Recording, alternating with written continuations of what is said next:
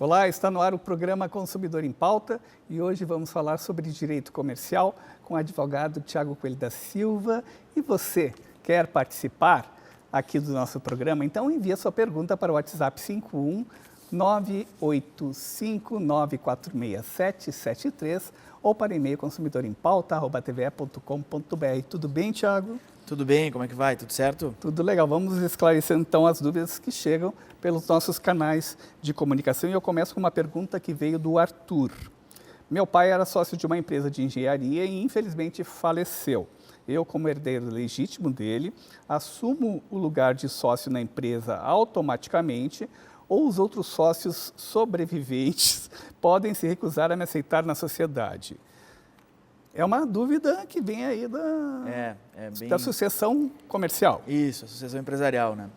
Bom, via de regra, o Código Civil prevê que não tenha continuidade, que as cotas do sócio falecido sejam liquidadas e esse valor seja pago aos herdeiros, né? E aí a sociedade continue com os sócios sobreviventes remanescentes. Mas o contrato social, que os sócios celebraram, né? Então todos vivos, obviamente, pode conter cláusulas que prevejam a continuidade da sociedade com os herdeiros. Tá? Então existe essa possibilidade contratual.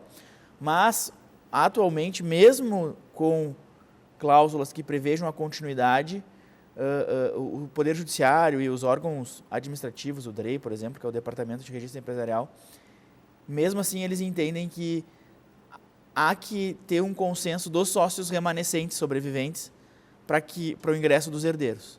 Então, via de regra a regra geral é, o herdeiro não entra na sociedade, a sociedade continua sem ele, e mesmo havendo previsão no contrato social para isso, tem que também ter um consenso, uma aceitação dos sócios remanescentes. E como é que fica a apuração, né, digamos, a definição desse valor que vai ser pago para os herdeiros dessa sociedade? Sim. O Código Civil prevê alguns mecanismos de avaliação disso. Tá? Faz um balanço especial, uma apuração de haveres através de um balanço especial, que nada mais é do que uma avaliação contábil da empresa, que obedece ali alguns métodos e alguns ritos, mas também o contrato social pode prever formas específicas de fazer essa apuração de haveres, e aí pode definir ali os métodos, o quanto, se fica limitada ao capital social, e até também pode determinar como se dará o pagamento. Vamos pagar em X vezes. Isso tudo pode ficar dentro do contrato social também. Logicamente, Tiago, essa é uma questão importante a ser pensada no momento da constituição de uma sociedade, porque nós todos estamos vivos, mas podemos morrer a qualquer momento. Exato. Uma questão bem importante é que o contrato social seja bastante discutido e elaborado entre os sócios na hora de constituir. Não é simplesmente gerar algum documento automático e assinar. E, claro, à medida que a empresa vai crescendo, é importante também que se implemente melhorias nesse contrato social com ferramentas que dão mais governança corporativa à sociedade. Perfeito. A Cláudia pergunta o seguinte: um conhecido me deve muito dinheiro pessoalmente e descobri que ele é sócio majoritário de uma empresa de transportes de cargas muito bem sucedida. Eu posso pedir na justiça penhora e o leilão das cotas dessa empresa, para receber a minha dívida particular? Sim. Bom, pode pedir, tá? A grande questão é, inicialmente, não vão ser penhoradas as cotas e tampouco leiloadas em um primeiro momento. O caminho que se segue é pedir que seja penhorado o faturamento dessa empresa no percentual que esse devedor tem. Então, uma empresa fatura 100, a gente vai lá e diz, essa pessoa aqui me deve, ela tem 20% dessa empresa, penhora o faturamento dela e repassa para uma conta judicial que depois vai ser liberada. Caso esse valor não seja suficiente e não consiga quitar a dívida, aí sim as cotas sociais podem ser penhoradas. Mas também no primeiro momento elas não serão leiloadas. O que acontece com essas cotas sociais? até para preservar o direito dos outros sócios, os que não são devedores, o Poder Judiciário impõe que essas cotas sejam liquidadas. Tá? E aí, sim, o valor atribuído a esta liquidação é repassado ao credor, a pessoa que está fazendo a pergunta, né? E aí, sim, o capital social da empresa é diminuído e esse sócio devedor ele é retirado da sociedade, porque ele, entre aspas, vendeu, né, a sua participação. Certíssimo.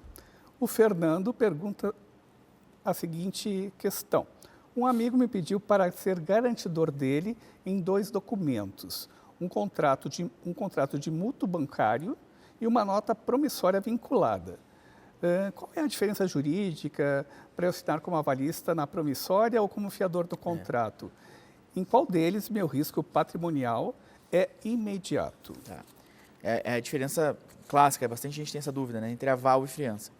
O avalista, ele é um tipo específico dos títulos de crédito, ou seja, tu é avalista e uma nota promissória, no caso.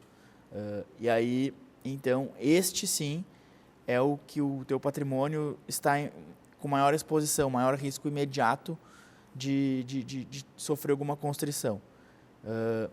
O fiador, a fiança, ele normalmente é nos contratos e tem que ser respeitado muitas vezes o benefício de ordem, né? O que acontece? Antes tem que esgotar as buscas, penhoras, todas as restrições, constrições ao devedor para assim chegar no fiador. O avalista não, já é solidário e imediato, pode cobrar dos dois ao mesmo tempo. Se usa nos contratos de fiança hoje a renúncia ao benefício de ordem, que aí o fiador também acaba tendo uma posição muito semelhante ao avalista nessa exposição patrimonial, mas acaba que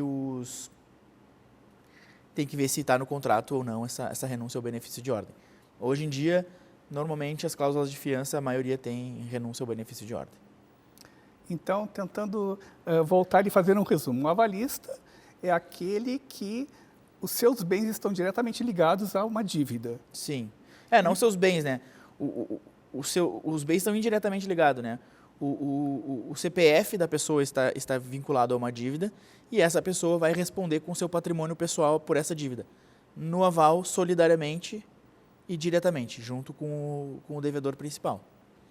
Perfeito. Fiquei pensando aqui, até você falou em nota promissória, eu digo, será que ainda existe a nota promissória? Existe. Claro que sim. É um recurso bastante utilizado para confessar dívida, pode fazer um documento específico de confissão de dívida ou faz notas promissórias, que a pessoa acaba ficando devendo para outra, né, através dessas notas. São Certo. Títulos de crédito, né, que a gente chama.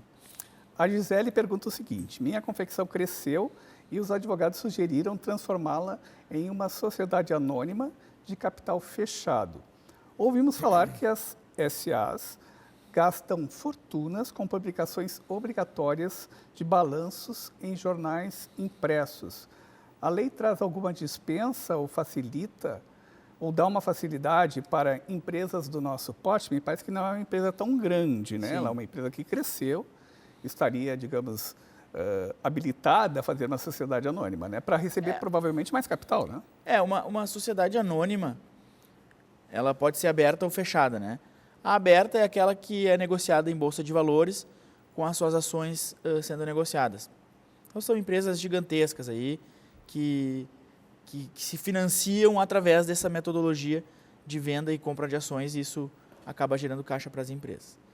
Acho que na pergunta dela, ela está falando numa sociedade anônima fechada, que ela tem a modalidade de ser por ações, né, e não por cotas, ou seja, ela não é personificada, as ações elas podem circular, mas ela é fechada, ela não é negociada de forma pública.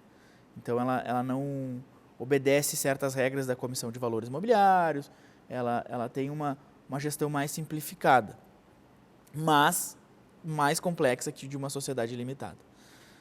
Todavia, com relação a publicações, que é a pergunta dela, existe, bem recente, acho que é do ano passado, uma dispensa que prevê que sociedade anônima fechada que fature menos de 78 milhões de reais, que uma empresa que fatura 78 milhões de reais ano já é bastante dinheiro, né? É uma empresa grande, mas empresas que faturem menos que isso possam fazer as suas publicações através de forma digital no SPED. Tá? O que é o SPED? Basicamente, o SPED é uma central do governo onde se faz as publicações contábeis e ali se permitiu agora que se faça as publicações societárias também. Ou seja, a empresa SA fechada que tenha que cumprir com suas obrigações de publicação, ela pode fazer diretamente no SPED. Então, com relação a publicações, uma SA fechada ela não tem um custo tão mais elevado hoje, uma SA fechada que fatura até 78 milhões, que uma sociedade limitada. Mas a sociedade anônima fechada, ela é um pouco mais complexa de gerenciar. Tá? Por isso que se transformam em SAs fechadas empresas que têm uma necessidade específica por alguma natureza de sócio, de tipo de sociedade, de receber investimento externo de algum banco, de algum fundo, que faça que justifique. Porque realmente ela tem uma gestão um pouco mais cara, o contador certamente vai cobrar os honorários um pouco mais por ser uma sociedade anônima fechada, porque tem algumas complexidades e alguns requisitos que têm que ser cumpridos para que a empresa seja sanada e entregue todas as suas atividades contábeis, jurídicas, etc. Então, no caso específico dessa pergunta, né, da Gisele, quando você tem a orientação de um especialista, né, para fazer essa transformação, ela deve buscar um outro especialista ou... tem que sempre justificar o porquê que está fazendo esse movimento.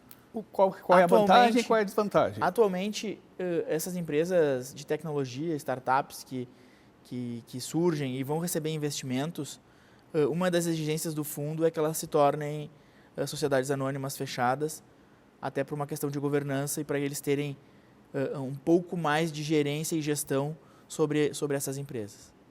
E menos risco, porque a sociedade por ações, por si só, ela é uma sociedade por ações, né, como diz o nome, e não uma sociedade de pessoas.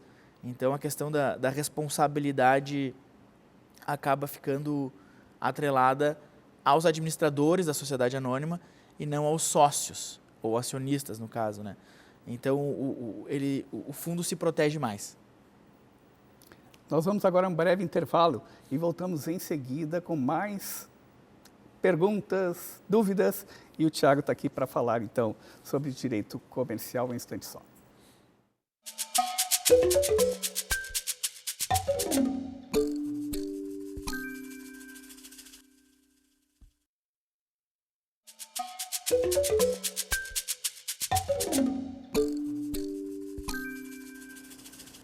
Estamos de volta com o Consumidor em Pauta, hoje falando sobre direito comercial com o advogado Thiago Coelho Silva. E você pode participar do nosso programa, a gente sempre faz esse alerta, esse convite para você participar com perguntas, dúvidas, questões pelo nosso WhatsApp 51985946773 ou pelo e-mail consumidorempauta@tve.com.br. A gente espera então a sua participação e ajude a construir com a gente o programa Consumidor em Pauta. Tiago, agora eu vou trazer uma pergunta do Júlio, tá? Ele diz o seguinte: vendi vários cheques e duplicatas de clientes para uma empresa de factoring, que é o fomento mercantil, né? Para antecipar o caixa da minha empresa. Alguns desses clientes sumiram e não pagaram a empresa de factoring. Eles podem cobrar o prejuízo direto de mim ou o risco do calote é 100% deles? Temos um calote? Temos. Quem paga essa conta? Uma situação bem comum e recorrente, ainda mais em tempos de crise econômica. Né? Via de regra, o empresário que faz a antecipação do seu recebível, tá? Ele recebe um deságio, ou seja, eu tenho 100 para receber, eu vou até uma dessas instituições financeiras, os FDICs, e antecipo o meu recebível. Eles cobram taxas altas para isso, que prevê o valor presente naquele momento, ou seja, ele antecipa um valor que eu tenho a receber no futuro, ele já faz um desconto e mais uma taxa de juros ali que vai estar embutida. Então, são valores bem expressivos. Então, vamos botar, eu tenho 100 para receber, ele vai me antecipar esse recebível em 70, vamos chutar assim, tá? Via de regra, o risco vai para o fundo, tá? A regra geral é, o risco vai para o fundo, salvo comprovado fraude ou alguma espécie de conluio entre o credor e quem antecipa ali para fraudar o fundo. Aí sim, tu responde solidariamente. Porém, todavia, jurídico é sempre assim, né? Sempre tem os dois lados. Atualmente, esses FDICs, na hora de cadastrar as empresas que vão antecipar seus recebíveis, elas incluem cláusulas de recompra. Ou seja, se o credor, e até para te dar taxas melhores, né? Se o credor não pagar, se o devedor não pagar, eu, como empresário, sou obrigado a recomprar do fundo esse recebível. E aí sim, eu vou ter um direito contra o credor. E se eu não recomprar, aí sim, nós dois ficamos. Então, resumindo, regra geral, não responde. Todavia, os fundos hoje buscam se resguardar através de uma cláusula de recompra. Esse telespectador está falando aqui de cheques e duplicatas, né? Duplicatas a gente, logicamente, ainda vê muito presentes no faturamento de muitas empresas. Com certeza, um documento de dívida, de assunção de dívidas, que é normal e corrente. O cheque ainda existe desta maneira também, porque imagino que talvez para um fornecedor pequeno, né, receber, melhor seria colocar no cartão de crédito? Sim, melhor o cartão de crédito, ele já é uma antecipação de recebível automática, né? E nesse caso de cartão de crédito, ele acaba o risco acaba indo todo para o banco, né? Mas ainda se usa cheque. Em praças no interior se usa bastante, ou até em atividades empresariais específicas, assim, a pessoa tem uma ferragem que vende muito para empreiteiro, usa cheque, porque essas pessoas não têm cadastro para emitir uma duplicata, enfim, aí acaba usando o cheque, que também é um título de crédito. Assim como a gente falou anteriormente da nota promissória, a duplicata e o cheque. Certinho. Agora é uma pergunta do Márcio. Estamos montando uma sociedade limitada com uma estrutura inovadora e queremos contratar um executivo profissional de mercado para administrar o negócio, já que nenhum dos sócios entende da operação. A lei permite que um terceiro que não possui cotas seja o administrador. Qual é o quórum para aprová-lo? Tá. Bom, ele fala então que a sociedade está sendo constituída, né? Muito importante, e aí fora do mundo jurídico, né? Que se a sociedade está sendo constituída, que os sócios tenham um consenso do que eles pretendem fazer, né? E a contratação de um administrador não sócio, já respondendo, né? E é possível a figura do administrador não sócio, seja um consenso entre eles. Caso não haja, existe a previsão legal para isso. Se as cotas sociais, está me falando que é uma empresa em constituição, né? Então, se as cotas sociais não foram integralizadas ainda, ou seja, a gente admite lá que tem um capital social de 100 mil e vai ser integralizado em até um ano, é possível dentro da lei, tá? Se eu não integralizei elas ainda, o quórum para a aprovação de um administrador não sócio é 2/3. Se as cotas já estão integralmente integralizadas, subscritas e integralizadas, que ocorreu no ato da constituição da empresa, os sócios aportaram aquele capital dentro da empresa, o quórum é de 50%, mais 50%, o quórum mínimo, né? 50 mais 1. Então, existe a possibilidade de ter um administrador não sócio, ou seja, uma pessoa que não seja sócio administrar a empresa e responder por todos os atos daquela empresa, assinar por ela, etc. A questão de quórum é, se não foi integralizado o capital social, 2/3. Se já foi, que na maioria dos casos o capital social já está integralizado, é 50% mais 1. Vamos a mais uma pergunta. Meu nome civil é Patrícia de Tal, eu vou evitar dizer o sobrenome da pessoa aqui, né? Uhum. E quero registrar uma marca de roupas usando exatamente o meu nome. descobri que já existe uma marca famosa chamada Patrícia de tal, em tal setor. O INPI pode me proibir de registrar meu próprio nome de nascimento como marca comercial? Bom, o nome civil dela é legítimo dela e vai continuar sendo dela para sempre, né? Tanto que até a nossa legislação permite, né, que existam homônimos, né? Pessoas com o mesmo nome, porque é o nome delas, não tem o que fazer. Mas com relação à empresa e a nome empresarial e a registro em INPI, se essas empresas forem do mesmo ramo... É uma roupa e uma calçada. Calçado e vestuário no INPI, eles são do mesmo setor, tá? Então, provavelmente o INPI vai trancar e vai entender que já existe um conflito por existir uma empresa com o mesmo nome, não importa se é o teu nome civil ou não, atuando no mesmo ramo. E aí, para evitar confusão e concorrência desleal e que os consumidores sejam confundidos, vai evitar, vai trancar. Existem recursos administrativos dentro do INPI para demonstrar que ela vende chinelo de dedo e eu vou vender vestido de festa, são coisas totalmente diferentes, totalmente distantes. Pode ser que seja revisto. Mas, em regra geral, nome empresarial de mesmo ramo, marca, não vai ser registrado. Então, a orientação muitas vezes é que a pessoa não faça esse tipo de recurso e procure um outro nome. Exato. Ricardo pergunta o seguinte: uma grande indústria que me devia muito dinheiro doou vários imóveis valiosos para os filhos dos donos apenas 2 meses antes de decretar a falência. A Justiça da Falência aceita esse tipo de manobra ou esses bens doados podem ser tomados de volta para pagar os credores prejudicados? Bom, tanto em falência quanto em recuperação judicial, a lei prevê que 2 anos antes do pedido não se faça atos gratuitos ou não onerosos a terceiros. Tá?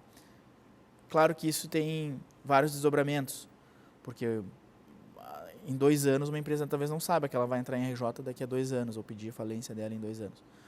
Mas tem que ser atos não onerosos gratuitos não justificáveis. Então, se tiver uma história para contar, olha, eu doei isso por isso, talvez o judiciário aceite.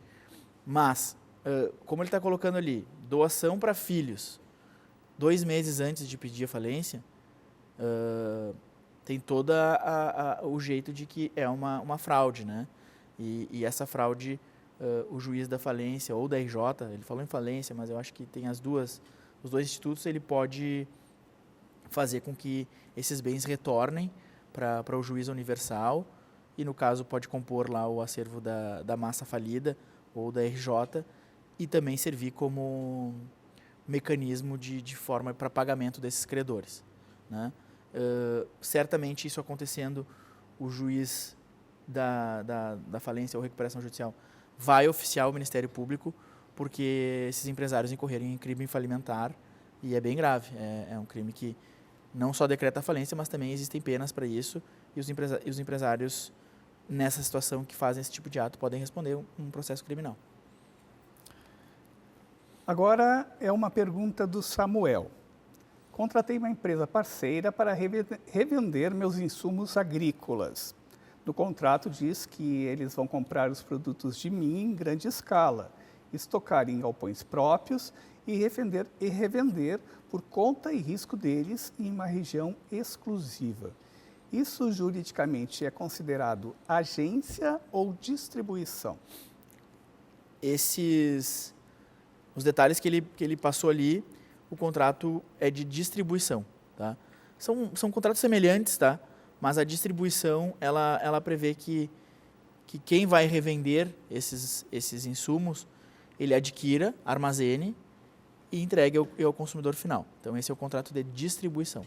A agência é o contrato quando eu simplesmente sou um revendedor. Muito semelhante ao representante comercial, mas o representante comercial ele ainda tem algumas especificidades a mais que a agência, enfim, tem uma lei específica, né, do representante comercial, mas nesse caso é distribuição e não agência. A agência também teria previsão, por exemplo, de um armazenamento de produtos? Não, a agência não prevê. A agência, o agente, ele simplesmente une as pontas, ele é um revendedor. Quando prevê armazenamento de produto e esse risco sobre ele, se torna uma distribuição. Tiago, muito obrigado pela tua participação aqui no nosso programa Consumidor em Pauta, falando sobre direito comercial. E a gente encerra o programa de hoje, então, e nos vemos na próxima edição aqui na TVE. Vem com a gente, traga sua pergunta aí. Tchau!